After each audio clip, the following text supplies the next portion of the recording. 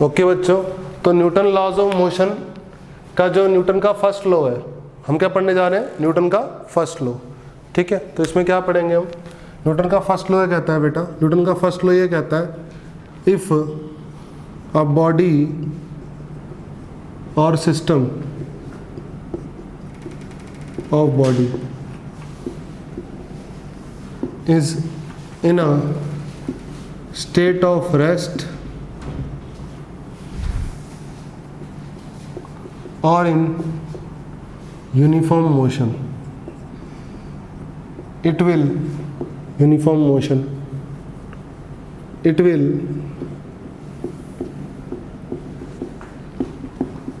remain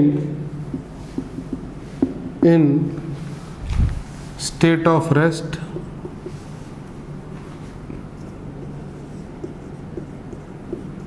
or in uniform motion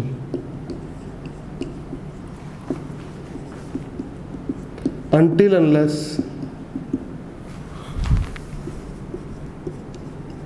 net external force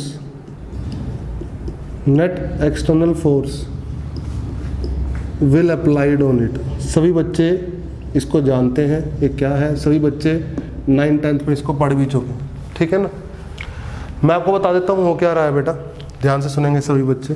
ठीक है, अगर मैं खाली बॉडी की बात करूँ, किसकी बात करूँ? एक बॉडी की बात करूँ, तो मान लो ये एक बॉडी है, ये क्या है बेटा? बॉडी। ठीक है, ये रेस्ट पोजीशन पे है, ये किस पे है? रेस्ट पोजीशन पे है। ठीक है, तो ये बॉडी रेस्ट पोजीशन पे ही रहना चाहेगी जब तक कि इस पर कोई एक्सटर्नल फोर्स नहीं लगेगा, नेट एक्सटर्नल फोर्स नहीं लगेगा। ठीक है ना बेटा, एक्सटर्नल फोर्स मान लो इधर से F लगा और इधर से भी F लगा, तो आप ये थोड़ा ना बोल सकते हो इस पे एक्सटर्नल फोर्स नहीं लग रहा। इस पे एक्सटर्नल फोर्स लग रहा है और दो साइड से बराबर लग रहा है, नेट एक्सटर्नल फोर्स नहीं लग रहा है इस पे नेट एक्सटर्नल फोर्स कितना है? नेट एक्सटर्नल फोर्स कितना है इस पे? नेट एक्सटर्नल फोर्स है इस पे 0। तो नेट वर्ड क्यों यूज किया आपको समझ में आया कि नेट एक्सटर्नल फोर्स नहीं लगना चाहिए बॉडी पे। अगर बॉडी पे नेट एक्सटर्नल फोर्स नहीं लग रहा है तो बॉडी किस में रहेगी? अपनी उसी स्टेट में रहेगी जिसमें वो है। अगर वो रेस्ट पे है तो रेस्ट पे ही रहेगी, अगर वो यूनिफॉर्म मोशन में है तो यूनिफॉर्म मोशन में ही रहेगी। यूनिफॉर्म मोशन में भी समझ सकते हो आप कि मान लो ये बॉडी है, ये 2 मीटर पर सेकेंड की स्पीड से चल रही है।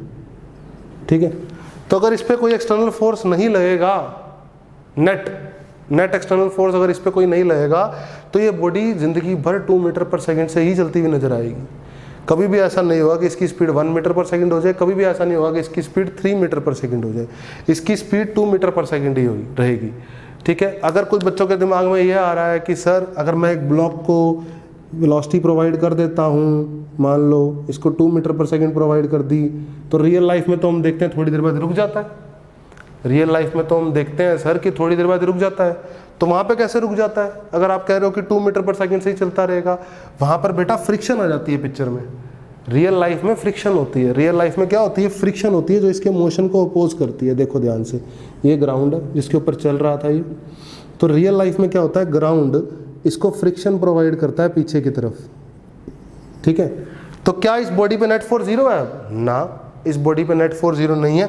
इस एक्शन का रिएक्शन ग्राउंड पे लग गया बेटा। ग्राउंड ने ब्लॉक को फ्रिक्शन दी पीछे, तो ब्लॉक ने ग्राउंड को फ्रिक्शन कहाँ दी? आगे। ठीक है, तो हम किसको पढ़ रहे हैं? हम पढ़ रहे हैं बॉडी, यानी ब्लॉक को पढ़ रहे हैं हम किसको पढ़ रहे हैं? ब्लॉक को। तो एक बात बताओ, ब्लॉक पे फोर्स लग रहा है कि नहीं लग रहा है? नेट एक्सटर्नल फोर्स लग रहा है, ये फ्रिक्शन। इसी वजह से इस ब्लॉक की स्पीड 2 मीटर पर सेकंड से थोड़ी देर बाद 1 मीटर पर सेकंड हो जाएगी, 1 मीटर से फिर थोड़ी देर बाद 0 भी हो जाएगी। ठीक है, मैं किसकी बात कर रहा हूं? जब बॉडी पे कोई एक्सटर्नल फोर्स नहीं लगेगा, नेट एक्सटर्नल फोर्स नहीं लगेगा, मतलब फ्रिक्शन लेस सरफेस है, मैं उसकी बात कर रहा हूं कि अगर सरफेस फ्रिक्शन लेस है या फिर कोई और नेट एक्सटर्नल फोर्स इस पर नहीं लग रहा है, तब तक ये बॉडी अपनी उसी स्टेट में रहेगी जिसमें ये रहना जिसमें ये थी। 2 मीटर पर सेकंड चल रहा था तो 2 मीटर पर सेकंड से ही चलता रहेगा। समझ में आई मेरी बात? पक्का, कोई दिक्कत वाली बात नहीं है। ये हो गया हमारा सिस्टम। ये क्या हो गया? हमारा सिस्टम। सही है, तो सिस्टम पे फोर्स लग रहा है। ये बॉडी मेरी इकलौती बॉडी सिस्टम में आ रही है, तो इस पे क्या लग रहा है? फोर्स लग रहा है। मैं ग्राउंड को सिस्टम में इंक्लूड नहीं करूंगा, मैं ग्राउंड को सिस्टम में इंक्लूड नहीं करूंगा बेटा, मैं बॉडी को सिस्टम में इंक्लूड कर रहा हूं, ठीक है। ग्राउंड मेरे सिस्टम का पार्ट नहीं है। अगर आप ग्राउंड को भी सिस्टम में इंक्लूड करोगे तो क्या होगा, सोचो तो क्या होगा। ये M है, ये ग्राउंड है, ध्यान से देखना, बड़ी अच्छी सी बात बताऊंगा। तो ग्राउंड ने ब्लॉक को फ्रिक्शन दी पीछे, तो ब्लॉक ने ग्राउंड को दी आगे। तो अगर आप ग्राउंड को भी सिस्टम में काउंट कर लोगे तो ग्राउंड पे, अब ग्राउंड और ब्लॉक दोनों सिस्टम में काउंट हो चुके हैं। तो देखो एक पे फोर्स इधर है, एक पे इधर है, तो सिस्टम पे अगर इसको सिस्टम में काउंट कर लोगे, सिस्टम में काउंट कर लोगे, इफ अगर आप इसको सिस्टम में काउंट कर लोगे तो नेट फोर्स क्या हो जाएगा, जीरो हो जाएगा। नेट फोर्स क्या हो जाएगा, जीरो हो जाएगा। सही बात है, हम ग्राउंड को सिस्टम में काउंट नहीं करते हैं, हम ग्राउंड को सिस्टम में काउंट नहीं करते हैं। इस बात का ध्यान रखना होगी। मुझे फिर ग्राउंड का मोमेंटम भी पढ़ना पड़ेगा। मुझे किसका मोमेंटम पढ़ना पड़ेगा, ग्राउंड का मोमेंटम पढ़ना पड़ेगा। ग्राउंड के मास के बारे में हमें कोई नॉलेज नहीं है। अर्थ का मास तो 6 × 10 की पावर 24 kg होता है, लेकिन अर्थ के ऊपर और भी बहुत सारी चीज़ें हैं, ठीक है ना। तो हम कभी भी ग्राउंड को सिस्टम में काउंट नहीं करेंगे। अगर हम सिस्टम में काउंट करेंगे तो ब्लॉक को करेंगे जिसको हम पढ़ रहे हैं, ठीक है। ऐसा हो सकता है कि आप ये करते, मान लो कि एक ये ब्लॉक है और इसके नीचे एक और ब्लॉक है। अब ध्यान से सुनो इसको, ठीक है। और ये ग्राउंड पे पड़ा है, ये किससे पड़ा है, ग्राउंड पे पड़ा है। दोनों ब्लॉक ग्राउंड पे पड़े हैं। चलो मैं आपको बना के दिखा देता हूँ। ये दोनों ब्लॉक ग्राउंड पे पड़े हैं, सही है, कोई दिक्कत वाली बात नहीं है, पक्का नहीं है। तो इस बॉडी की वेलोसिटी कितनी है, मान लो 2 मीटर पर सेकेंड। कितनी है, 2 मीटर पर सेकेंड। और इस बॉडी की वेलोसिटी कितनी है, मान लो 3 मीटर पर सेकेंड। ध्यान से सुनना, मज़ा आएगा, ठीक है ना। ऊपर वाली बॉडी की वेलोसिटी है 3 मीटर पर सेकेंड, नीचे वाली बॉडी की वेलोसिटी है 2 मीटर पर सेकेंड। अब देखो सिस्टम और बॉडी में क्या फ़र्क है और क्या क्या चीज़ें हैं, ग्राउंड को क्यों नहीं ले रहे हैं, थोड़ा सा और क्लियर करूँगा इसको मैं यहाँ पे आपको, ठीक है। तो अगर मैं इसको फ्री बॉडी डायग्राम बनाता हूँ तो क्या होगा, ध्यान से देखो। ध्यान, फ्रिक्शन का काम क्या होता है, मोशन को रोकना। क्या होता है फ्रिक्शन का काम, मोशन को रोकना। तो मैंने फ्री बॉडी डायग्राम बनाया, ध्यान से देखो। तो ऊपर वाली ये वाला पॉइंट है और ये वाला पॉइंट है। ये वाला पॉइंट तेज दौड़ रहा है कि ये वाला पॉइंट तेज दौड़ रहा है, आप देख के बताओ, बताओ। ये वाला पॉइंट तेज दौड़ रहा है या ये वाला पॉइंट तेज दौड़ रहा है, ये वाला पॉइंट तेज दौड़ रहा है। ये वाला पॉइंट तेज दौड़ रहा है, तो इसको क्या लग रहा है, इस वाले पॉइंट को लग रहा है ये आगे जा रहा है। इस वाले पॉइंट को क्या लग रहा है कि ये आगे जा रहा है। तो ये वाला पॉइंट इसको कैसी फ्रिक्शन प्रोवाइड करेगा, पीछे, मोशन को रोकने के लिए, ठीक है। और इस एक्शन का रिएक्शन इस पे कहाँ लाएगा, आगे। इस एक्शन का रिएक्शन इस पे कहाँ लाएगा बेटा, आगे। चलिए ये भी 3 से रहा है और ये किससे चल रहा है, 2 से चल रहा है, सही है।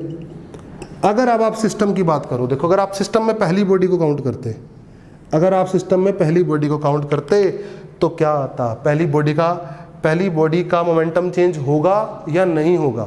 अगर मैं आपसे पूछूं सिर्फ सिस्टम में ये बॉडी है तो इस बॉडी का मोमेंटम चेंज होगा या नहीं होगा, तो आप कहोगे होगा।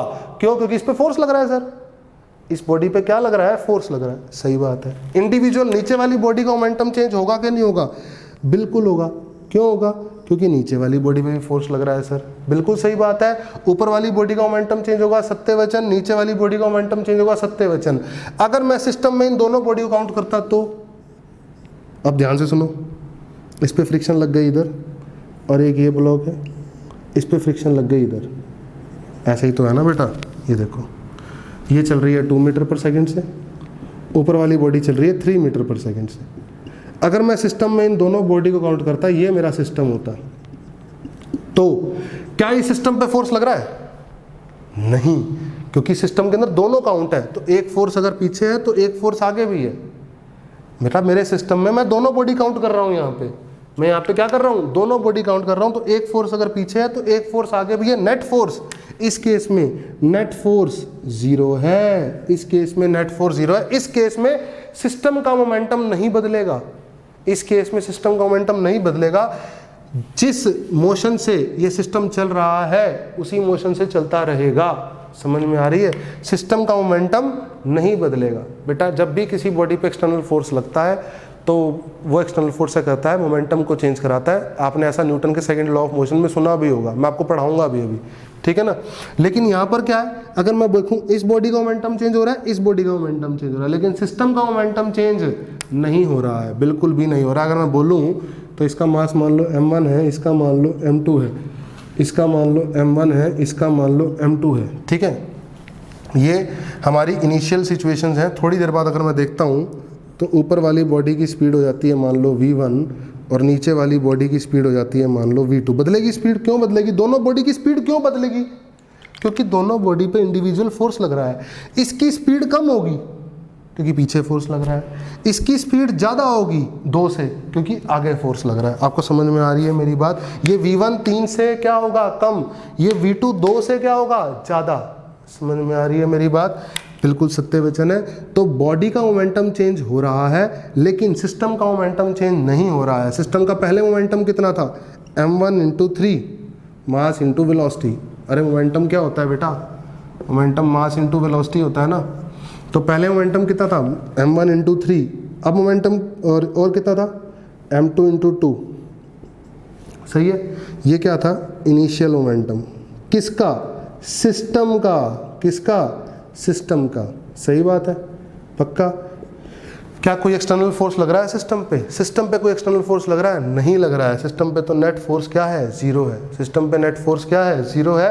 तो सिस्टम का मोमेंटम नहीं बदलेगा। तो सिस्टम का फाइनल मोमेंटम क्या होगा? m1v1 plus m2v2।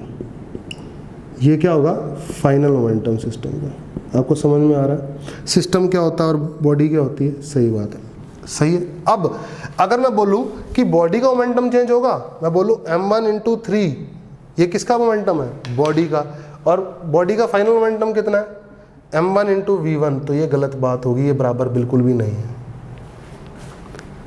यहां पर इस बॉडी को अगर मैं बात करूं या इस सिस्टम, इस बॉडी की बात करूं तो इस बॉडी में फोर्स लग रहा है। इस बॉडी में फोर्स लग रहा है तो इस बॉडी की स्टेट चेंज होगी। इस बॉडी की स्टेट चेंज होगी, फोर्स लगने की वजह से ये स्पीड बदलेगी। ठीक है। तो बिल्कुल भी ऐसा नहीं है कि m1 से m1 कट गया जी 3v1 के बराबर आ गया कि फाइनल स्पीड भी कितनी है? 3। ऐसा बिल्कुल भी नहीं है। क्यों? क्योंकि फोर्स लग रहा है। और ऐसा भी बिल्कुल भी नहीं है कि इसकी स्पीड नहीं बदलेगी, इसकी स्पीड भी बदलेगी लेकिन सिस्टम का मोमेंटम नहीं बदलेगा क्योंकि सिस्टम पे नेट फोर्स क्या है? 0 है। सिस्टम पे नेट फोर्स क्या है? 0 है। तो यही बोला जाता है, इफ अ बॉडी और system of bodies is in a state of rest or in a uniform motion, ठीक है, तो it will remain in state of rest or in uniform motion until unless net external force applied on it, जब तक कि कोई net external force उस पर apply नहीं होता। यहाँ पर net external force अप्लाई हुआ, यहाँ पर भी net external force अप्लाई हुआ लेकिन सिस्टम पे net external force अप्लाई नहीं हुआ।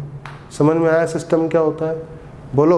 अब अर्थ को काउंट करोगे, अर्थ क्या मैंने लिया है? अगर अर्थ में मान लो फ्रिक्शन होती तो, अर्थ पे भी अगर फ्रिक्शन होती तो नेट फोर्स तब क्या करते? ठीक है। अभी तो मैंने मान के चला कि अर्थ की वजह से ब्लॉक पे कोई फ्रिक्शन नहीं है। चलो ठीक है। अब मैं क्या करता हूँ? अर्थ पे भी फ्रिक्शन ले लेता हूँ। तो अब क्या होगा? अब देखो ध्यान से, मजा आएगा।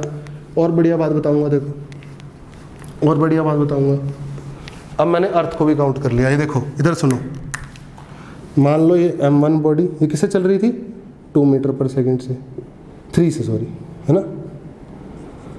और नीचे एक m2 वाली बॉडी थी, वो किससे चल रही थी? 2 मीटर पर सेकंड से। सही है।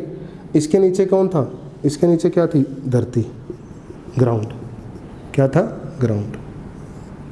सही है, ये ग्राउंड। अब इसके बीच में फ्रिक्शन है, ग्राउंड और ब्लॉक के बीच में फ्रिक्शन है, मैं बोल रहा हूँ। तो क्या होगा? अब फ्री बॉडी डायग्राम बनाओ। देखो m1 m2 ग्राउंड। फ्रिक्शन का काम क्या होता है? फ्रिक्शन का काम होता है रिलेटिव मोशन को अपोज करना। फ्रिक्शन क्या करता है? मैंने पहले ही बताया आपको, friction opposes relative motion. Relative motion, ध्यान से समझना बात को, ठीक है। यहां पर तो ये चल रही है 3 से, ये चल रही है 2 से। ग्राउंड तो रेस्ट पे है, ग्राउंड थोड़ा ना चल रहा है। अरे ठीक है। अब देखो मैंने एक पॉइंट ये कंसीडर कर लिया, एक पॉइंट ये कंसीडर कर लिया, एक पॉइंट ये कंसीडर कर लिया, एक पॉइंट ये कंसीडर कर लिया। चलो बहुत सुंदर। अब मुझे देख के ये बताओ कि इस पॉइंट को क्या लग रहा है? ऊपर वाला पॉइंट कहाँ जा रहा है? इधर जा रहा है कि इधर जा रहा है? इसको क्या लग रहा है? ये खुद 2 से भाग रहा है, ये 3 से भाग रहा है, तो इसको क्या लग रहा है कि ये वाला पॉइंट आगे जा रहा है। तो मोशन को रोकने के लिए फ्रिक्शन पीछे लगाएगा। सही है। इस एक्शन का रिएक्शन इस पे लगेगा आगे। बहुत सत्य वचन, बिल्कुल सही बात है। अच्छा, इन दोनों पॉइंट में इस पॉइंट को क्या लग रहा है? इस पॉइंट को लग रहा है कि बॉडी आगे जा रही है। अरे लग रहा है कि नहीं लग रहा, तो ये पॉइंट फ्रिक्शन कैसे लगाएगा, इधर लगाएगा। ये फ्रिक्शन F1 मान लो, और जो ग्राउंड ने लगाई वो मान लो F2, एक्शन का रिएक्शन। समझ में आया इतना? बोलो समझ में आया कि नहीं आया? अब मैंने अगर सिस्टम में काउंट करा इन दोनों बॉडीज़ को दोबारा से, अब मैंने सिस्टम में ये दोनों बॉडी काउंट करी। हाँ जी, अब ये बताओ क्या इस सिस्टम पे नेट फोर्स 0 है? सिस्टम पे क्या सिस्टम पे नेट फोर्स 0 है? देखो सिस्टम में कौन कौन है। सिस्टम में एक फोर्स तो लग रहा है पीछे F1 और एक लग रहा है आगे F1, बराबर हो गया, कट गया, 0 हो गया। सिस्टम में F2 भी तो लग रहा है, ये किससे कटा? ये तो नहीं कटा सिस्टम में, मेरे सिस्टम में तो मेरी ये दोनों बॉडी है, मैं अर्थ को तो ले ही नहीं रहा, अर्थ को तो मैं सिस्टम में ले ही नहीं रहा हूँ बेटा।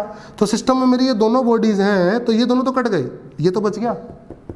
ये बच गया कि नहीं बच गया? ये फोर्स इस सिस्टम का मोमेंटम चेंज करा देगा, ये फोर्स इस सिस्टम का मोमेंटम चेंज करा देगा। पिछले केस में ये वाला फोर्स नहीं था, ये वाला फोर्स नहीं था, तो ये दोनों आपस में फोर्स कट गए थे, नेट फोर्स 0 हो गया था, तो सिस्टम का मोमेंटम चेंज नहीं हुआ था। बोलो समझ में आई? इस बार आप ऐसा नहीं बोल सकते कि m1 × 3 plus m2 × 2 initial momentum is equal to m1 × v1 plus m2 × v2 final momentum. ये गलत होगा, इस बार ये बराबर नहीं है। इस बार इनिशियल और फाइनल मोमेंटम बराबर नहीं है। बॉडी की स्टेट चेंज हुई है, सिस्टम की स्टेट चेंज हुई है। बेसिकली यहाँ पर सिस्टम की बात कर रहा हूँ, बॉडी की तो हो ही रही है, बॉडी की तो स्टेट चेंज हो ही रही है। यहाँ पे मैं सिस्टम समझा रहा हूँ आपको, मैंने ये वर्ड यूज़ किया ना, और सिस्टम, इसका क्या मतलब है? बॉडी को तो आप समझ ही सकते हो कि एक बॉडी चुपचाप से पड़ी है, वो रेस्ट पे पड़ी है, अगर उस पर कोई फोर्स नहीं लगता। अगर सिस्टम हो और सिस्टम पे कोई फोर्स नेट ना लगे तो सिस्टम का मोमेंटम चेंज नहीं करता। समझ में आई? सिस्टम अपनी उसी स्टेट में रहता है, सिस्टम अपनी उसी स्टेट में रहता है। बोलो समझ में आया कि नहीं आया? ठीक है, तो फर्स्ट लॉ ऑफ मोशन क्या कहता है, एक बार फिर से रिपीट करूंगा।